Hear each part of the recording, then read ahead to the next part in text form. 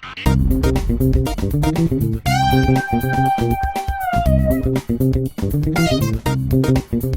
next of the social constraints I want to talk about is social control and how social control is asserted in societies.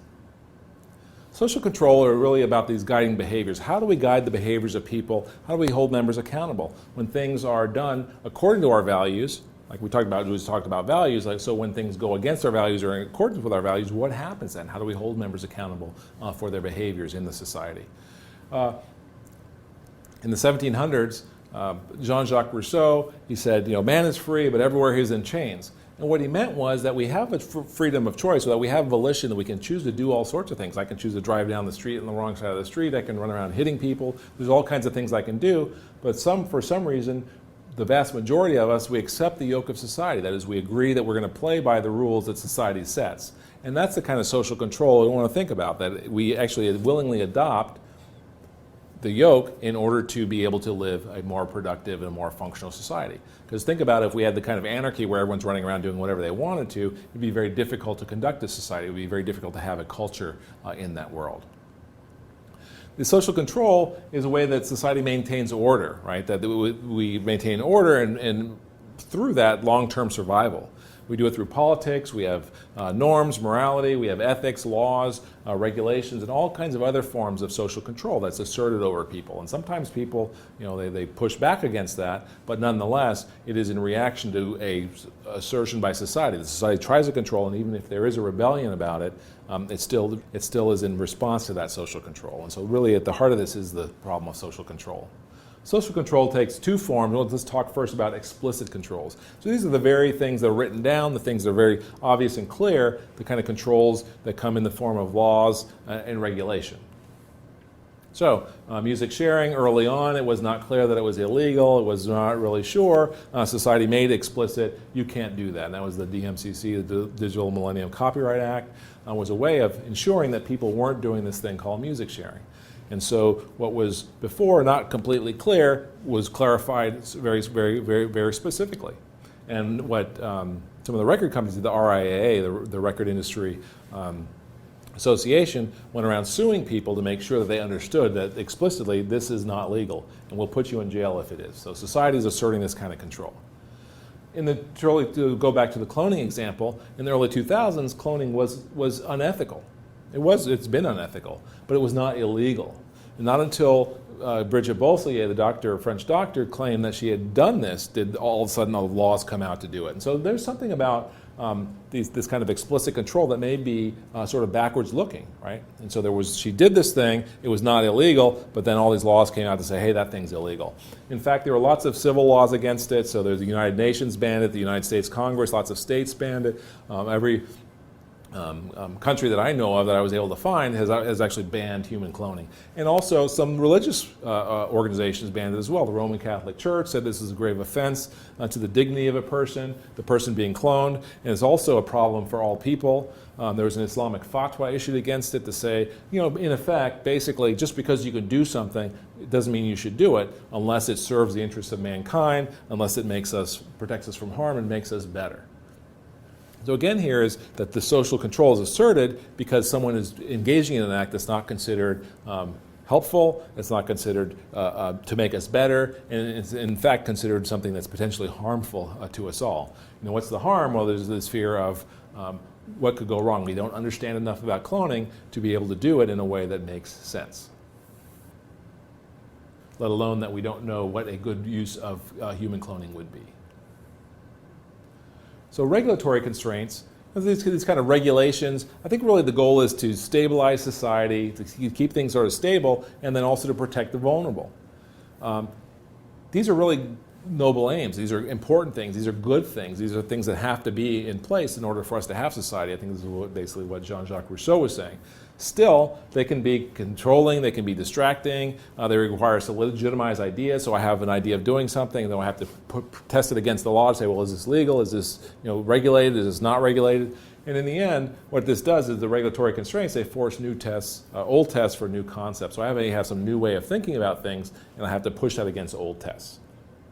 Again, it's a good test to have to do to make sure that I'm not going to harm society, but nonetheless, we need to consider it when we think about pushing our innovations forward. That is, getting our innovations implemented and adopted in the world. The other kind of social control are tacit. These are like norms, morals, ethics, traditions, things that were generally not written down. They're not sort of explicit. It's not clear that we know why or how we know them, but we just know them. And so these are things like, I read this funny, I don't know if it's funny, but I read this interesting example of there was a store in Virginia, and 3 or 4 young men, African-American men, they had their pants down around their waist, their underwear showing. One of them, in fact, had a holster and was carrying a 9mm pistol. In Virginia, there's an open carry law, so you're allowed to carry a firearm on the outside. Don't ask me about that. But an old woman in there saw the boys, and she started yelling at them, "Hey, you guys look awful. Like, I can't believe you're doing that. You're bringing down the race. You're making us look bad. Like, pull up your pants." And she started berating them, despite the fact that one of them had a pistol. Eventually, apparently, the police came, but still, this kind of control. She was making explicit what was normally tacit. People should know not to wear their pants like that. People should know not to behave in that way. And so she was trying to remind them that, in fact, there are social norms about how it is we dress. There are reasons that these things we wear are called underwear and not outerwear. So how do we overcome these social control constraints? And again, here the question is it about overcoming them or really just about understanding them? So I'm not proposing that we subvert these constraints, because I think it's important that society have control, that society be able to step into innovations in measured ways, in considered ways. But still, we want to consider them and understand that sometimes we may need to be able to see what's going on. So 3 things we can do: we can watch for impending regulation, we can show society a better way, and we can put the idea before the patent. And let me tell you what I mean by those 3 things. There's an interesting story about monitoring rules and regulations where Sir Richard Branson, the CEO of Virgin Galactic, he was also Virgin Records, Virgin Airlines, now Virgin Galactic, he's trying to form a space tourism business. And the space tourism business is kind of interesting. It required lots and lots of technical development. So think of this as an innovation where you have to create a new rocket, create a new rocket engine formulation. They're not doing it the same way. Basically, this two fuselage thing here takes the spaceship up, and then it goes up from there. Lots and lots and lots of technical innovation. Really important things developed and invented and created in the spirit of getting this spacecraft to work. So, as they're working on this, one thing that happened was in the U.S. Congress started to debate a bill, a law that would make it so that if you did space tourism, basically if you took a tourist up into space and you crashed, or the thing crashed coming down, that the company would, Virgin Galactic in this case, would be fully liable, would be 100% liable for that. They would not be able to waive any liability. So it's just to say, basically, if you were driving a car and it was a Ford car and you got in a crash, then Ford would be liable. That would be pretty problematic. And he saw immediately that would be the end of this business, right? It would be the end of the industry in the United States. And so what did he do? What he did was he got all of his astronaut buddy friends together. They all went to Washington. They started a really big campaign of lobbying, of trying to get the rules and regulations changed to make sure that they didn't pass a law that made this business that they had, this idea they had, impossible. And in fact, they were able to defeat the legislation. They had Buzz Aldrin and a bunch of people like that who came out and said, if you do this, you're going to kill this industry. And so you think about what the act of innovation is. Lobbying, that is monitoring rules and regulations and basically asserting your interests with your local politician, does not sound like innovation, but in fact, in this case, it was the critical thing to do in order to get the innovation passed. And so this was not about outwitting or subverting society's will, but really sort of saying, hey, there's another way to look at this. This rule and regulation that you're going to put in, this social control, is actually harmful to society. It's actually not going to help us as much as having a private space industry will help us. Showing a better way. I remember working with some people who would run clinical trials, and they were telling me about that they had developed a way to think about doing the statistics for clinical trials. And so what they figured out was that there was a way to do the math so that the statistics of a clinical trial, so that they could basically understand how to understand if a patient on the drug, so normally they would have people on the drug and people in a control group, and they would have them go along and they'd look for symptoms and things, how they could do the statistics in a way that would allow them to say much earlier to see whether it's working or not working.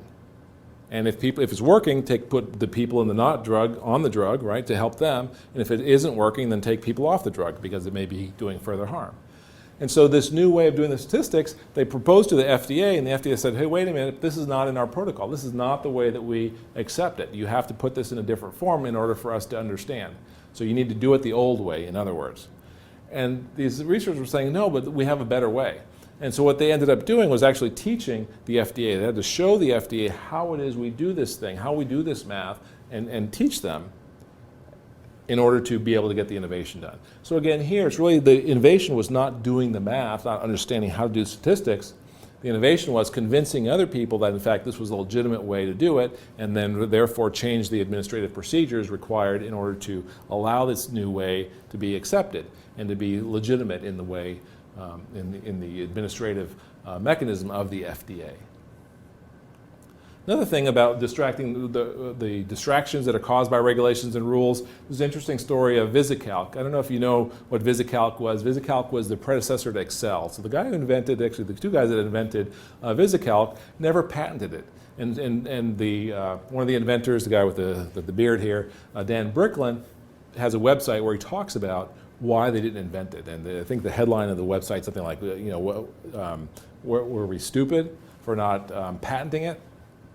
And so, turns out at the time, in the late 70s, early 80s, you couldn't patent software. Patents were considered a law of nature. There were algorithms, things like that. You couldn't patent plants. You couldn't patent software. And so what they learned was that basically they had about a 10% chance of patenting it. Even if they lied about what it was and claimed it wasn't software, they would have still only had about a 10% chance of getting a patent on that.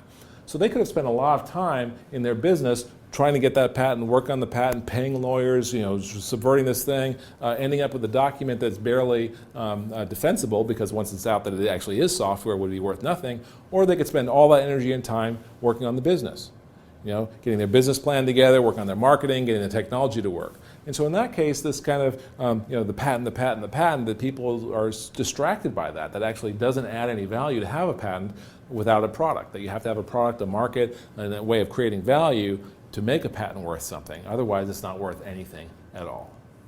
And so patenting VisiCalc had implications in the long run because other companies were able to copy what they did, but still, they would not have been able to get a patent anyway, and they probably would have been out of business because they were so distracted by what was going on that they actually wouldn't have been able to bring this thing to market at all.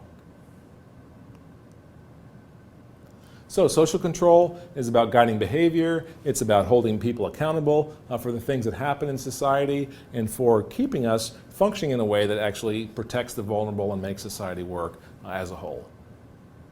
So the next lecture, we're going to talk about history constraints and what is the role of what came before in terms of creating obligation for what comes next.